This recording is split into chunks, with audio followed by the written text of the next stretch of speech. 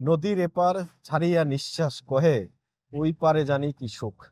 অর্থাৎ নদীর এপার থেকে ওপারে যাওয়া, ওপার থেকে এপারে আসা, এটা যেন অব্যাহতভাবেই চলছে এমন একটি সংবাদ প্রকাশ করেছে ইনফো মাইগ্রেন্টস। ফ্রান্সের উপকূলে দুই অভিবাসীর মৃতদেহ উদ্ধার করা হয়েছে গতকাল রোববার। উত্তর ফ্রান্সের বার্ক শহরের একটি সৈকত থেকে দুই অভিবাসীর মৃতদেহ উদ্ধার করেছে ফরাসি কর্তৃপক্ষ।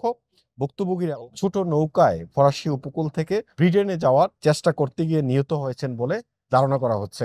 গত বছর এই সংখ্যাটা কি পরিমাণে ছিল আমরা প্রতিনিয়ত সংবাদের মাধ্যমে আপনাদের জানিয়েছিলাম যে ফ্রান্স থেকে ব্রিটেনে যাওয়ার চেষ্টাকালে এই নৌকা ডুবিতে আসলে মৃত্যু হয় তাদের।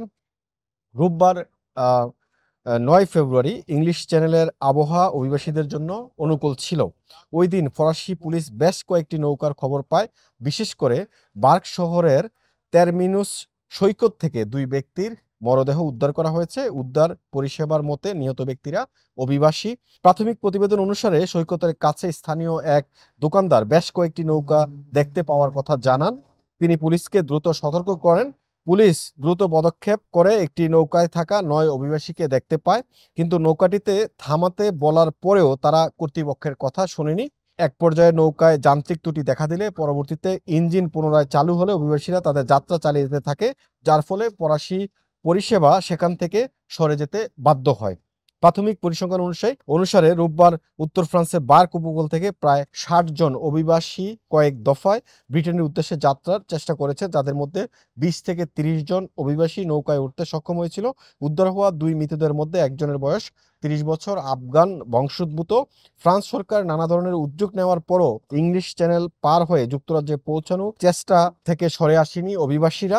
বেশিরভাগ ক্ষেত্রেই তারা ছোট নৌকায় চ্যানেলটি পার হতে চায়, কিন্তু এটি বিশ্বের সবচেয়ে ব্যস্ততম শিপিং রুট হওয়ায় ছোট নৌকার পক্ষে চ্যানেল পাড়ি দেওয়া প্রায় অসম্ভব হয়ে দাঁড়ায়। প্রায় দুর্ঘটনার খবর আসে, প্রাণ হারার অনেক মানুষ। ইংলিশ চ্যানেল জুড়ে অভিবাসীবাহী এসব নৌকা বন্ধে তৎপর রয়েছে যুক্তরাজ্যও। এই জন্য তারা ফ্রান্সের সঙ্গে সহযোগিতা চুক্তিও করেছে। নতুন ব্রিটিশ প্রধানমন্ত্রী কিয়ার স্টারমার সম্প্রতি অনিয়মিত অভিবাসন বন্ধে একটি পরিকল্পনা ঘোষণা করেছেন, যদিও তার দল ক্ষমতা আসার 5 মাসের মাথায় 20,000-এর বেশি অভিবাসী ইংলিশ চ্যানেল পেরিয়ে ব্রিটেনে পৌঁছেছেন। এটা ছিল মূল সংবাদ যে ইংলিশ চ্যানেল পার হয়ে ফ্রান্স থেকে যুক্তরাজ্যে যাওয়ার যে প্রচেষ্টা, সেটা দীর্ঘদিন ধরে। আমি 14 বছর ফ্রান্সে অবস্থান করছি এবং শুরু থেকে এই খবরটি আমার চোখের সামনে আসতো যে ফ্রান্স থেকে ব্রিটেনে ইংলিশ চ্যানেল পাড়ি দিয়ে ছোট ছোট নৌকায় কিভাবে অভিবাসীরা যাচ্ছে, এবং এই যে এই যাওয়ার পথে দুর্ঘটনা কবলিত হয়।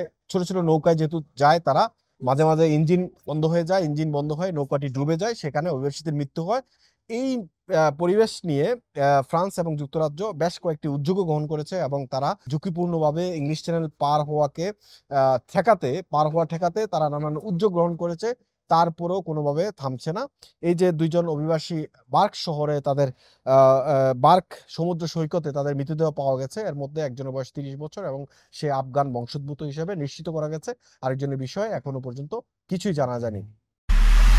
এমআইবি সংবাদ ও সংবাদ সংশ্লিষ্ট অনুষ্ঠান দেখতে ভিজিট করুন www.mibtelevision.tv ও facebook.com/mibtelevision.tv এবং সাবস্ক্রাইব করুন youtube.com/mibtelevision এ।